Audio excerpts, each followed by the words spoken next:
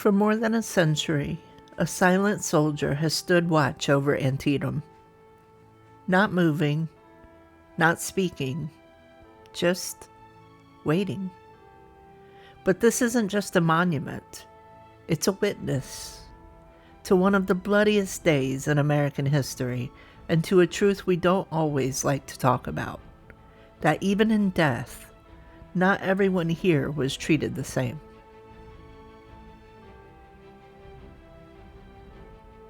September 17th, 1862.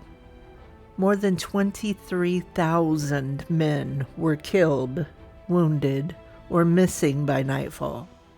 One day, one battlefield.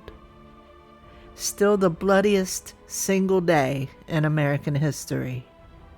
And when the fighting stopped, the land didn't heal. It held on to everything. Bodies were buried quickly, too quickly.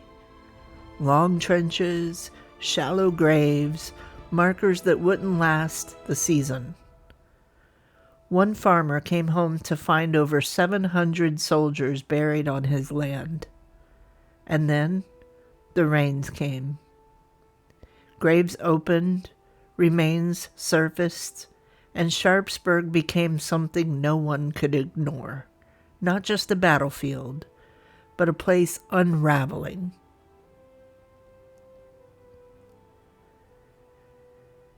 The idea seemed simple. Honor the dead. Give them a proper resting place. In 1864, Maryland Senator Lewis P. Fiery proposed a national cemetery. By 1865, land was purchased. But even this wasn't simple.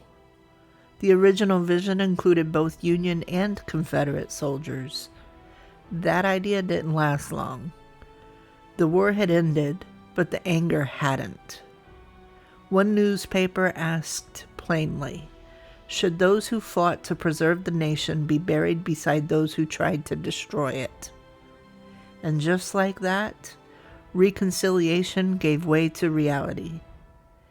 Antietam National Cemetery became a resting place for Union soldiers only. The Confederates were sent elsewhere. Even in death, the divide held.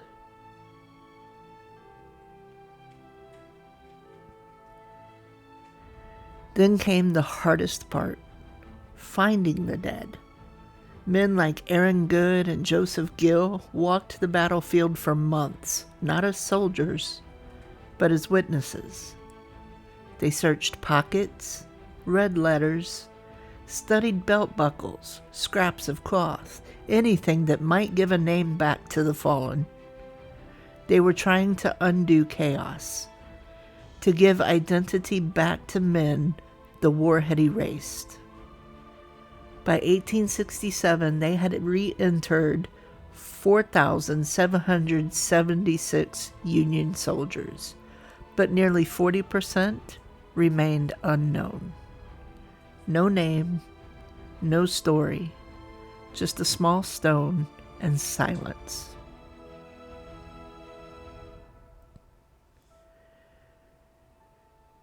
And then there's the part of the story that doesn't sit easy. Years after the Civil War, long after speeches about unity, a different kind of division appeared here. African American soldiers, men who served their country, were buried separately. Not among their fellow soldiers, but apart. Set to the side, even here, even after everything. The irony is almost unbearable. This is the battlefield that helped make the Emancipation Proclamation possible. And yet, decades later, separation still lived on in the soil. It wasn't until 1948, when President Truman ordered the desegregation of the armed forces, that this policy finally changed. But the story didn't disappear.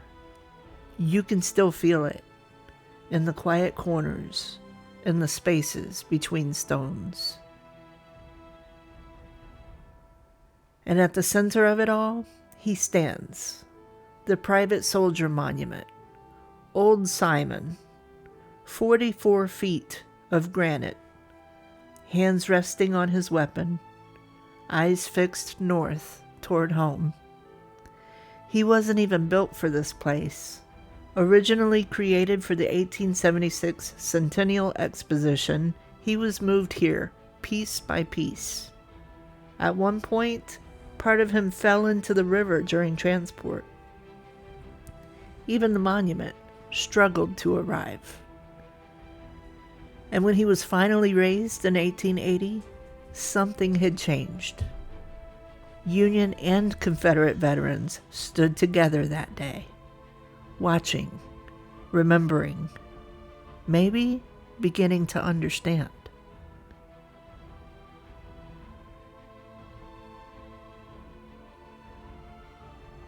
And then there's Patrick, because this story didn't end in 1862. It didn't even end in 1880. It's still being written.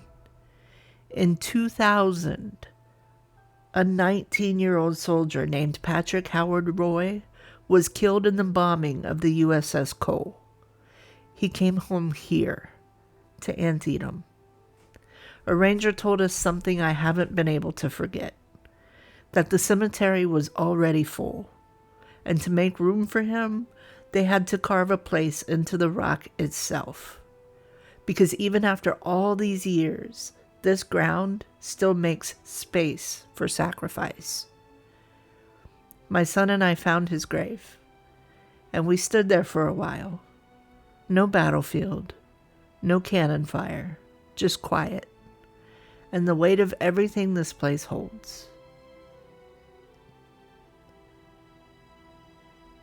If there's one thing Antietam teaches you, it's that history doesn't stay in the past. It follows us.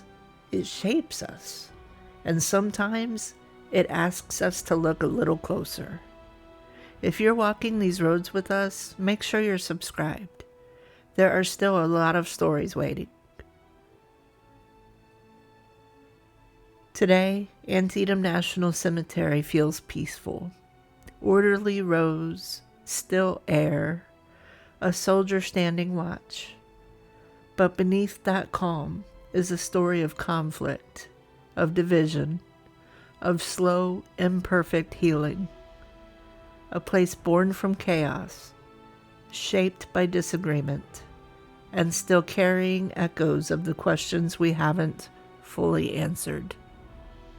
Because remembering isn't just about honoring the past. It's about understanding it, even the uncomfortable parts, especially those.